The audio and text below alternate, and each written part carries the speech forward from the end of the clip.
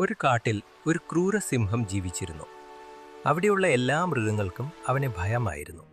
ദിവസവും അത് പല മൃഗങ്ങളെയും വേട്ടയാടി തിന്നു.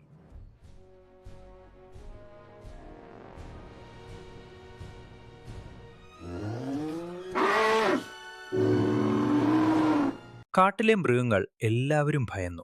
അവരൊക്കെ ചേർന്ന് ഒരു തീരുമാനമെടുത്തു. ഓരോ ദിവസവും ഒരു മൃഗം സ്വയം സിംഹത്തിന്റെ അടുത്തേക്ക് പോകാം. അപ്പോൾ സിംഹം മറ്റുള്ളവയെ വേട്ടയാടില്ല. അങ്ങനെ ഓരോ ദിവസവും ഓരോ മൃഗങ്ങളായി സിംഹത്തിന്റെ അടുത്തേക്ക് പോയി. അടുത്തത് കൗശലക്കാരനായ ഒരു മുയലിന്റെ അവസരമായിരുന്നു. ദുഷ്ടനായ സിംഹത്തെ പറ്റിക്കാൻ മുയലിന് ഒരു ഉപായം തോന്നി. കൗശലക്കാരനായ മുയൽ അല്പനേരം വൈകി സിംഹത്തിനടുത്തേക്ക് നീങ്ങി. സിംഹം ദേഷ്യത്തോടെ തന്റെ ഇരയെ കാത്തിരുന്നു.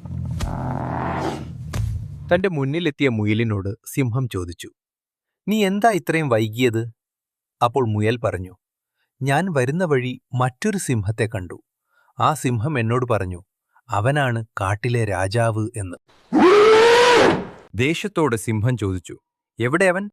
മുയൽ സിംഹത്തെ ഒരു കിണറിനരികിലേക്ക് കൊണ്ടുപോയി.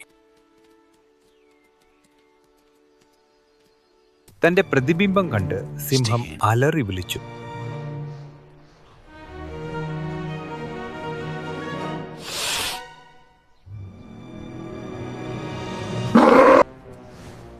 അത് മറ്റൊരു സിംഹമാണെന്ന് കരുതി ദേഷ്യത്തോടെ കിണറ്റിലേക്ക് എടുത്തു.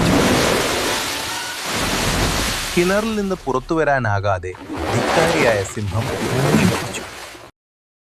അങ്ങനെ ക്രൂരനായ സിംഹത്തെ ഇല്ലാതാക്കിയ മുയലിനെ മറ്റു മൃഗങ്ങളെല്ലാം ആഘോഷത്തോടെ വരവേറ്റു. കുട്ടികളെ, ഗുണപാഠം: ബുദ്ധി ശക്തിയേക്കാൾ ശക്തമാണ്.